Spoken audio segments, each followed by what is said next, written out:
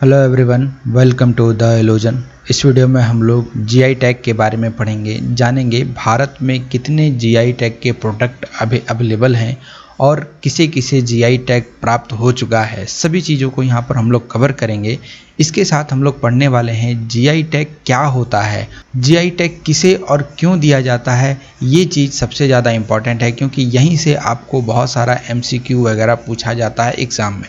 तो ये वीडियो आपके लिए बहुत ज़्यादा इम्पॉर्टेंट है, आप इसको ध्यानपूर्वक देखें। जीआई टैग प्रोडक्ट को पढ़ने से पहले आप ये समझें कि आखिर जीआई टैग होता क्या है और ये क्यों दिया जाता है। देखो, भारत में ये जीआई टैग उन सभी वस्तुओं को दिया जाता है जो खास प्रकार का फसल है या फिर वो प्राकृतिक कोई सामान है या फिर मनुष्यों के द्वारा बनाया गया कोई प्रोडक्ट है जो खास है, किसी जगह से वो बिलोंग करता है और सिर्फ उसी जगह पर ये बनाया जाता है।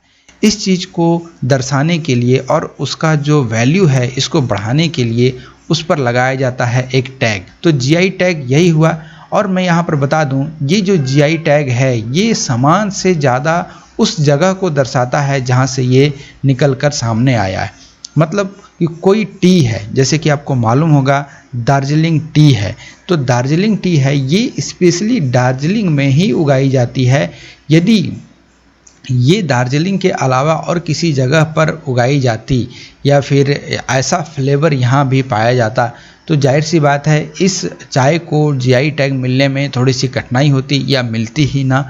लेकिन अब यहाँ पर दार्जिलिंग टी को दिया गया, इससे इसको क्या फ़ायदा हुआ और ये क्या दर्शाता है।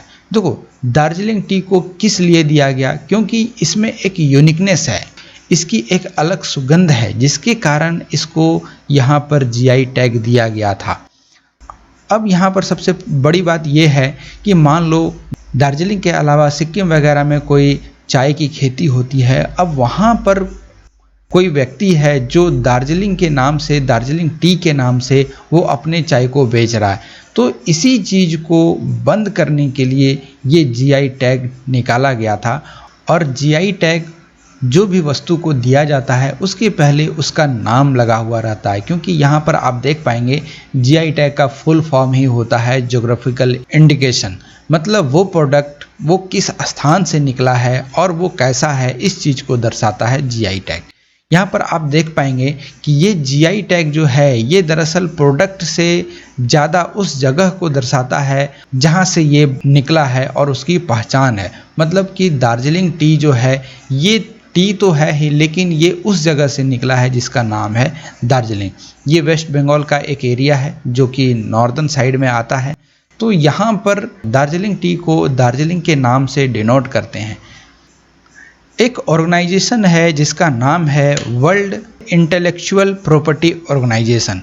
इसके द्वारा ये कहा जाता है कि जो ज्योग्राफिकल इंडिकेशन टैग है ये एक प्रकार का लेबल है। जैसे कि आपको बताया गया कि ये एक लेबल है, किसी वस्तु पर लगाया जाता है। मान लो कि दार्जिलिंग टी ही था, सिर्फ दार्जिलिंग टी ही नहीं, एक महाराष्ट्र में आम होता है जिसका नाम है हाफूस आम, जिसको हम लोग इंग्लिश में कहते हैं अल्फांसो आम, अल्फांसो मैंगो। तो अल्फांसो मैंगो जो है इसको भी जीआई टैग प्राप्त है और ये इसलिए दिया जाता है ताकि इसको एक लेबल मिल सके, इसका एक अलग पहचान हो सके। किसी प्रोडक्ट का एक विशेष भौगोलिक पहचान को दिया जाता है इस जीआई टैग के द्वारा। इंडिया की यदि बात करें तो इंडिया में भारत सरकार के द्वारा 1999 में एक एक्ट लाया गया था, रजिस्ट्रेशन एंड प्रोटेक्शन एक्ट। ये कब लाया गया था, तो ये लाया गया था 1999 में। ये आपसे पूछा जा सकता है तो इसको याद रखेंगे। इसी के तहत यहाँ पर ज्योग्राफिकल इंडिकेशन ऑफ गुड्स लागू किया गया था और ये जो जीआई टैग है ये भारत में इसी के द्वारा दिया जाता है। इसके आधार पर भारत के किसी भी क्षेत्र में पाए जाने वाले विशेष वस्तु को कानूनी अधिकार दिलाता है। अब कानूनी अधिकार से यहाँ मतलब ये है कि जैसे मैंने आपको बताया कि कोई ऐसा प्रोडक्ट है, मान लो चाय ही है, दार्जिलिंग का चाय है, ये दार्जिलिंग के चाय को हम लोग जीआई टैग दिए हुए हैं या फिर इसको जीआई टैग प्राप्त है। अब कोई व्यक्ति है जो रहता है तमिलनाडु में, अब जीआई टैग के नाम से, मतलब वो दार्जिलिंग टी के नाम से बेच रहा है अपने चाय को, लेकिन इसमें जो फ्लेवर है, जो सुगंध है, जो स्वाद है, ये उस प्रकार से नहीं है। तो यहाँ पर ये प्रोटेक्शन देता है इस जगह को कि इस नाम से कोई और प्रोडक्ट नहीं बेचा जाएगा, उसी प्रोडक्ट को बेचा जाएगा जो इस जगह से बिलोंग करता है। तो यहाँ पर कह सकते हैं कि इसको कानूनी अधिकार प्राप्त हो जाता है कि आप अपने जगह पर बरकरार हैं। भारत में कौन देता है जीआई टैग? भारत में जो मिनिस्ट्री ऑफ कॉमर्स है, इनके द्वारा ही दिया जाता है GI tag. Ministry of commerce में ही एक पार्ट है, एक डिपार्टमेंट है जिसको कहते हैं industry promotion and internal trades. तो इसके द्वारा यहाँ पर दिया जाता है जीआई टैग। ये आपको याद रखना है। जीआई टैग भारत में किसके द्वारा दिया जाता है? तो मिनिस्ट्री ऑफ कॉमर्स के अंतर्गत industry promotion and internal trade के द्वारा यहाँ पर जीआई टैग किसी भी वस्तु को दिया जाता है। अब मिनिस्ट्री ऑफ कॉमर्स के मिनिस्टर कौन है? तो ये है पीयूष गोयल साहब। अभी वर्तमान में प्रेजेंट में पीयूष गोयल जी जो हैं, ये हैं मिनिस्ट्री ऑफ कॉमर्स के हेड, मतलब मिनिस्टर। ये आपको याद रखना है। प्लस बात करते हैं जीआई टैग किसी भी प्रोडक्ट को मिल गया तो उससे प्रॉफिट क्या है, उसका लाभ क्या है। देखो, इससे बहुत सारा ऐसा लाभ मिलता है, जैसे कि आप यहाँ देख सकते हैं, इससे बूस्ट मिलता है एक्सपोर्ट करने में कि दार्जिलिंग का जो टी है ये ऑल ओवर द वर्ल्ड इसको बेचा जाएगा दार्जिलिंग टी के नाम से, और ये फेमस होगा इसी नाम से, तो इसका एक्सपोर्ट बढ़ेगा। अब अल्फांसो मैंगो जो है, इसका भी एक्सपोर्ट देखा गया है। कुछ लीची भी है जो बिहार से बिलोंग करता है, इसको भी दिया गया।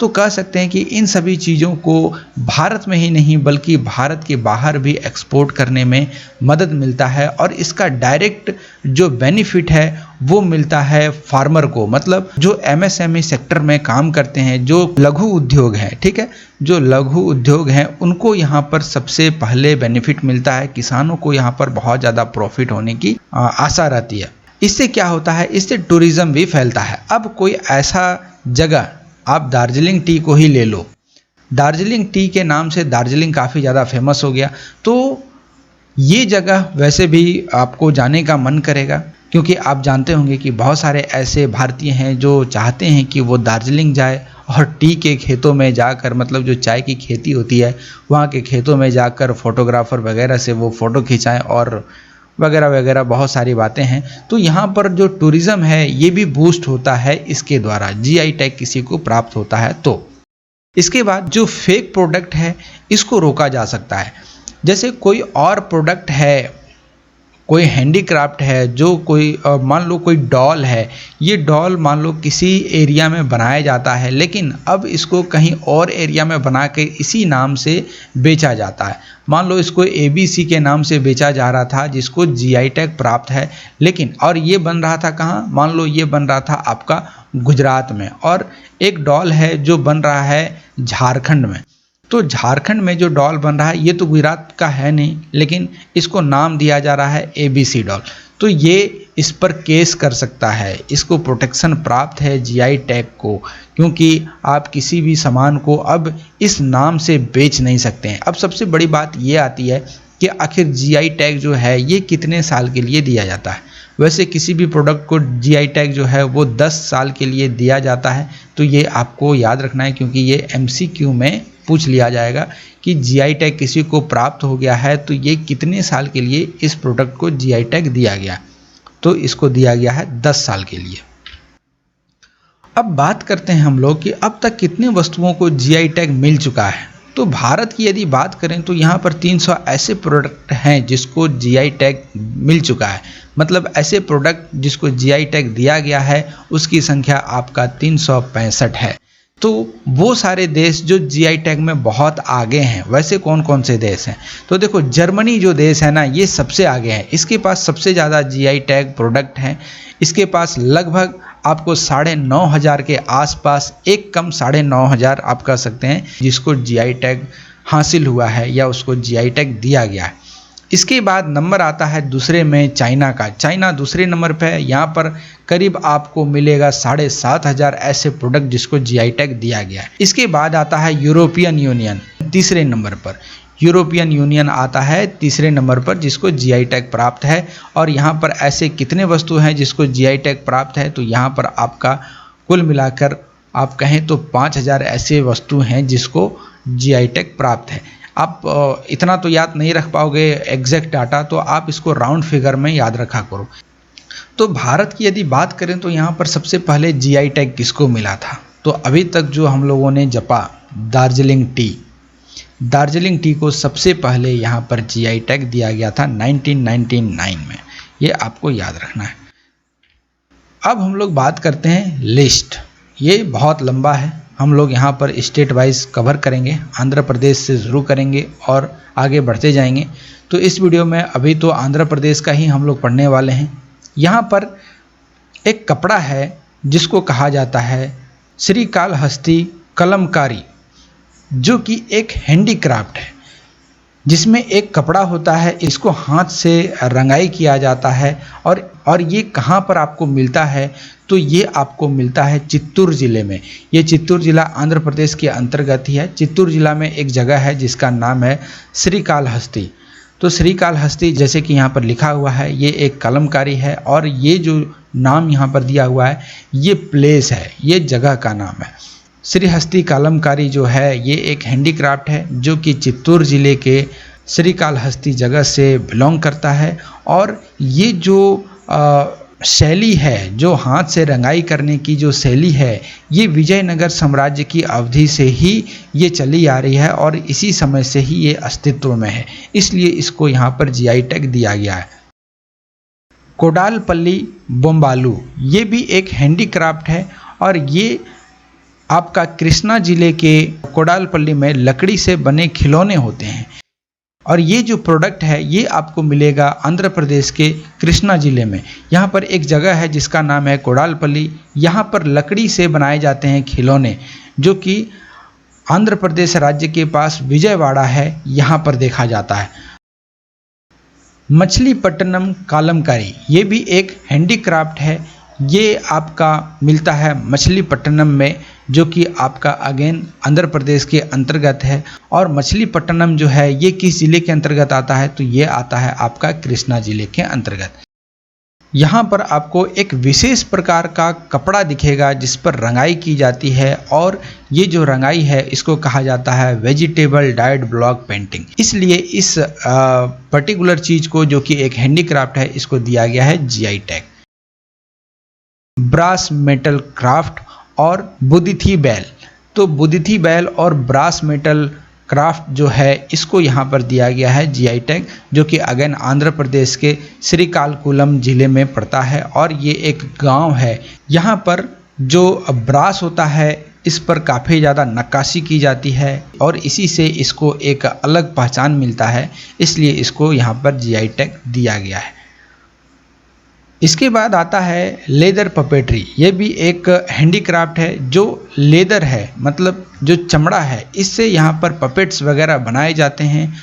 और इसकी जो उत्पत्ति मानी जाती है, ये माना जाता है आज से करीब 200 ईसा पूर्व पहले, जब सातवाहना राजवंश शासन में थी, तो उस समय से ये वजूद में है और इसको अलग नाम से भी पुकारा जाता है। इसको बोला जाता है टोलुबो मालू और टोलुबोमलट्टा। तो इसको दिया गया है एक जीआई टैग, जो कि चमड़े से पपेट वगैरह बनाए जाते हैं, मतलब कठपुतली जो होती है इसको बनाया जाता है चमड़े के प्रयोग से। इसके बाद एक साड़ी है जिसका नाम है उपाद जामदानी। तो उपाद जामदानी जो है ये एक साड़ी है, मतलब ये भी एक हैंडीक्राफ्ट हुआ। तो ये कहाँ बनाया जाता है? ये बनाए जाते हैं आंध्र प्रदेश में ही, जो पूर्वी गोदावरी जिला है यहाँ पर। तो इसलिए इसको यहाँ पर दिया गया है जीआई टैग, जो कि एक इस साड़ी को यूनिकनेस देती है, क्योंकि ये जो साड़ी है ये रेशम की साड़ी होती है, इसलिए इसको मिला है जीआई टैग। तिरुपति लड्डू, तिरुपति वेंकटेश्वर मंदिर जो है यहाँ पर विशेष प्रकार का एक लड्डू है। ये फूड स्टॉफ है, समझे? तो ये खान पान की चीज़ है जिसको जीआई टैग प्राप्त है। यहाँ पर एक विशेष प्रकार के लड्डू वेंकटेश्वर को चढ़ाई जाती है और जो भी श्रद्धालु यहाँ पर आते हैं उसको ये प्रसाद के रूप में वितरित किया जाता है, मतलब इसको दिया जाता है। ये आंध्र प्रदेश के चित्तूर जिले में स्थित है। चित्तूर जिले के अंतर्गत ही एक मंदिर है जिसका नाम है तिरुमाला वेंकटेश्वर मंदिर। यहीं पर एक खास प्रकार की लड्डू बनाई जाती है जिसको मिला है जीआई टैग। गंगटूर, समान चिली, ये एक प्रकार का मिर्च है जो भारत के अलग अलग राज्यों में पाया जाता है। ये विशेषकर आंध्र प्रदेश और तेलंगाना दोनों में उगाए जाते हैं। तो आंध्र प्रदेश में ऐसे 2 जगह हैं जहाँ पर इसकी खेती की जाती है। पहला है गंगटूर और दूसरा है प्रकाशम। इसके बाद तेलंगाना में वारंगल और खम्म जो है यहाँ पर इसकी खेती की जाती है, जो कि ये मिर्च है गंगटूर सम्मान मिर्च। अगला फिर है एक साड़ी जिसको कहते हैं वेंकटगिरी साड़ी। ये भी एक हैंडीक्राफ्ट है। आपको जितने भी आंध्र प्रदेश में जीआई टैग प्रोडक्ट मिलेंगे, इसमें से आधे से ज़्यादा ऐसे हैं जो हैंडीक्राफ्ट हैं। तो हैंडीक्राफ्ट प्रोडक्ट को यहाँ पर सबसे ज़्यादा जीआई टैग प्राप्त है। तो हम लोग देखते हैं यहाँ पर वेंकटगिरी साड़ी को, जो कि आंध्र प्रदेश के नेल्लोर ज़िले में बनाई जाती है। यहीं पर इसको बुनी जाती है और ये जो साड़ी है अपनी महीन बुनाई के लिए ये जानी जाती है। इसके बाद आगे आते हैं और अगला है एक वीणा, एक वाद्य यंत्र है जो कि अगेन एक हैंडीक्राफ्ट है जिसका नाम है बोबिल। तो बोबिल वीणा जो है, जो कि एक वाद्य यंत्र है, ये कर्नाटक शास्त्रीय संगीत में इस्तेमाल किया जाता है। मंगलागिरी जो है ये गंगटूर ज़िले में इसको बनाया जाता है और ये काफ़ी पुराना है। ये जो शैली है, इसकी जो बुनाई की जाती है, ये काफ़ी पुराना माना जाता है। इस क्षेत्र में पाए जाने वाले जो शिलालेख हैं, इस बुनाई के बारे में इसमें लिखा गया है जो करीब 400 साल पुराना बताया जाता है, इसलिए इसको यहाँ पर जीआई टैग दिया गया है। एक है उदयगिरी वुडन कटलरी। अगला है दुर्गी स्टोन जो है यहाँ पर इस पर नक्काशी की जाती है, जिसके कारण इसको जीआई टैग दिया गया है। अगेन ये एक हैंडीक्राफ्ट है। यहाँ पर देख पाएंगे ये सारे जो हैं ये हैंडीक्राफ्ट है। तो इसके बाद आता है आपका एटिको पक्का टॉयज। ये एक प्रकार का खिलौना है और इसका जो रंग किया जाता है वो लाह के रंग से इसको बनाया जाता है, इसलिए इसको एक इससे यूनिकनेस मिलता है, इसलिए इसको यहाँ दिया गया है GI tag. Allagadda stone craving, ये भी एक हैंडीक्राफ्ट है जो कि पत्थरों पर नक्काशी के कारण इसको जीआई टैग प्राप्त है। पत्थर पर नक्काशी के कारण इसको जीआई टैग दिया गया है, क्योंकि जब पत्थर पर नक्काशी करते हैं तो इसको यहाँ से एक यूनिकनेस मिलती है, जिसके कारण इसको जीआई टैग प्राप्त है।